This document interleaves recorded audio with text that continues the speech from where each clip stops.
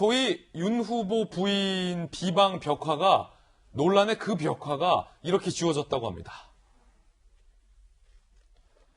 이렇게 하얀 페인트로 덧칠을 했군요. 비방 벽화 중에 일부를 하얀 페인트로 덧칠을 한 그런 상황으로 보이는데 안 지울 것처럼 사실은 이 서점 주인이 인터뷰를 했는데 갑자기 왜 지운 건지 좀 살펴보겠습니다. 어제 흰 페인트 칠을 했다. 정치적 의도나 배우 갖고 벽화 설치한 건 아닌데 너무 시끄러워져서 직원들이 힘들어했다. 앞서 해당 벽화 훼손한 보수 성향 유튜버 등 재물 손괴로 경찰에 신고한 바도 있다라고 하네요. 이재민 기자. 뭔가 좀 마음이 바뀐 것 같아요. 서점 대표가. 글쎄요, 대법원 판결 나오면 찾아와라. 그때 지워주겠다. 이렇게 했어요, 분명히. 그렇죠. 다음날 이제 언론 인터뷰에서 그렇게 얘기를 한 바가 있죠. 근데 그 다음날 이제 문구를 지웠지 않습니까? 그러니까 사실 뭐 어떤 두 가지가 다 있을 것 같은데 첫 번째는 본인도 굉장히 부당함을 느꼈을 겁니다.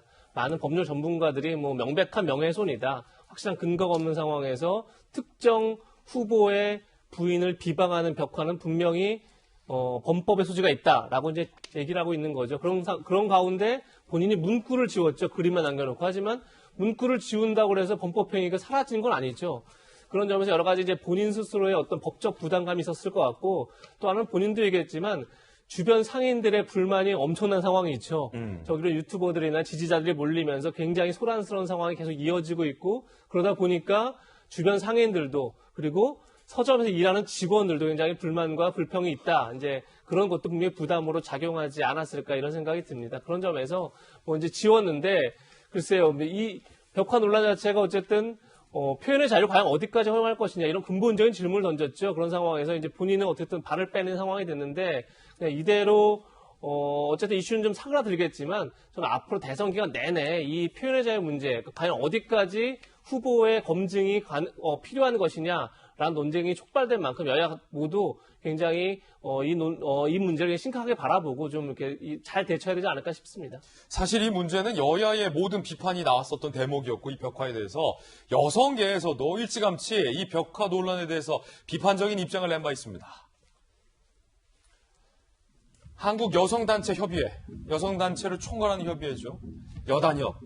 여성에 대한 심각한 모독이자 양성평등을 저해하는 개탄스러운 행위다라는 여성계에서의 어떤 강력한 규탄의 목소리도 나왔습니다. 자, 그렇다면 우리가 따져볼 것은 과연 이 대선 국면에서 이 같은 벽화 논란이 어떤 민심을 나타내느냐일 겁니다. 여기서 민심 진심으로 이어집니다. 이거거든요. 과연 배우자 관련 의혹 검증하는 게 적절하냐, 이 논란과 관련해서. 지나치다가 52.6, 지나치지 않다가 41.5%였단 말이죠. 배종찬 소장님. 네. 이게 소위 윤 후보 비방 벽화로 대두되는 이 부인 관련한 것, 이런 공세와 관련된 어떤 국민의 여론으로 좀 볼 수 있습니까? 여론의 한 단편으로.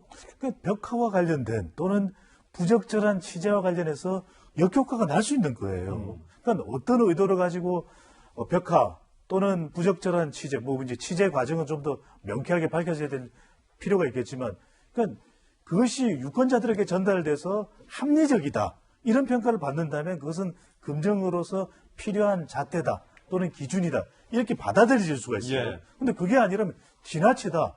그러니까 벽화도 그런 벽화가 아니라 후보자의 의혹을 좀 논리적으로 체계적으로 검증하겠다.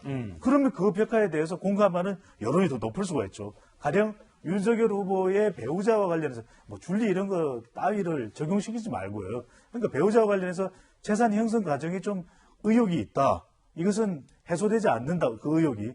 그렇다면 그런 것을 강조하는 벽화 메시지라면 공감대가 있겠죠. 그런데 그게 아니라 단순히 남자들과의 관계, 이거는 사생활일 수도 있는 것이고 아직까지 밝혀지지 않은 것이고 또 많은 사람들을 공감시키기 때문에 여성들의 경우에는 여성 인권 혐오 문제까지도 유발될 수가 있는 것이거든요. 근데 이렇게 되면 어떤 쪽의 여론이 부정적으로 흘러갈 수밖에 없냐. 지금 전체 여론도 그렇지만 여성 또 특히 이제 중도 MZ 세대인데 가만히 우리 시청자분들께서 이걸 보십시오. 유권자의 절반은 여성입니다.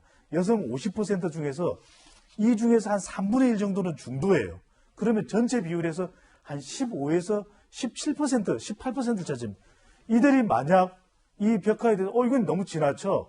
오히려 더 피해를 입는 쪽의 후보 쪽으로 이 지지를 하고 힘을 실어주게 되면 거의 한 15에서 17%가 돼요. 이렇게 민심은 진심으로 흘러갈 수 있기 때문에 선거전에서 중요한 건 네거티브 지지율 상승에 도움 안 됩니다. 그리고 이 표현의 자유는 분명히 있어요. 하지만 그게 도가 지나치고 지나치게 감정적이다. 그렇다면 그것은 유권자들이 받아들이기에는 너무나 지나치고 힘든 것이 되는 것이죠. 예. 자, 민심짐심 함께하고 있습니다. 이 후보에 대한 과연 검증이 과연 어떤가에 대한 여론조사 결과를 봤다면 정당 지지율도 한번 이 대목에서 볼 필요가 있을 것 같습니다.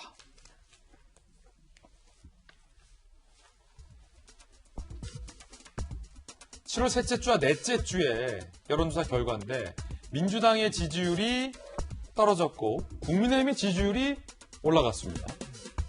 자, 이 결과 조금 더 세부적으로 들어가 보죠. 여성의 민심이 주요했다는 의견도 있는데 여성 유권자들의 지지율을 보면 민주당의 여성 유권자의 지지율이 떨어지고 국민의힘의 여성 유권자의 지지율이 올랐다는 거거든요. 자, 배준찬 소장님께 묻기 직전에 일단 두 분께 간략하게 한번 의견 물어볼게요. 일단 김재섭 위원님, 여심이 국민의힘으로 지지율이 올랐다. 그리고 전체 정당 지지율도 올랐다. 가장 큰 원인 하나만 꼽아주세요.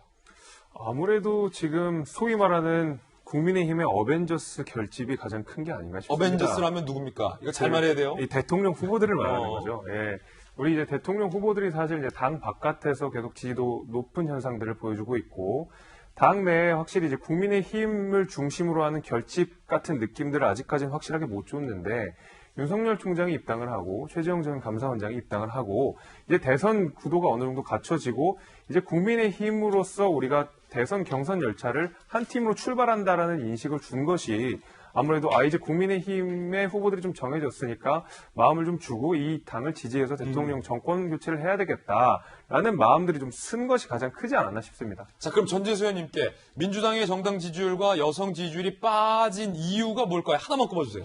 저는 줄리백화 논란은 아닌 것 같습니다. 네. 뭐 때문인지는 잘은 모르겠지만 줄리백화에 대해서 이제 민주당 의원들 저도 이제 저 백화는 명백한 두말을 할 나위 없는 사회적 폭력이라고 이제 이야기를 했고 민주당의 의원들이나 지도부도 전부 비판적이었거든요. 그래서 저것 때문은 아닌 것 같고 윤석열 효과가 국민의힘 정당 지지율을 상승시켰고 상대적으로 이제 민주당에 빠진 것이 아닌가. 여론조사 전문가가 아니라서 잘은 모르겠지만 백화 때문은 아닌 것 같습니다. 자, 그럼 여론조사 전문가에게 한번 묻겠습니다. 배 소장님. 네. 뭡니까? 세 글자입니다. 피로감. 피로감. 그러니까 우리 돌직구 같은 방송이 올림픽처럼 비타민 같은 역할을 하잖아요. 그러니까 결국 사람은 비타민을 좋아하지 유권자들은 피로감 싫어합니다. 그동안 계속 입당 여부와 관련해서 갈팡질팡했던 윤석열 후보, 이른바 입당 피로감이잖아요. 근데 해소됐어. 근데 입당 피로감이 해소되니까 지지율 올라가요. 그 다음에 여당은 뭡니까? 피로감. 무슨 피로감입니까? 바로 네거티브 공방 피로감이에요.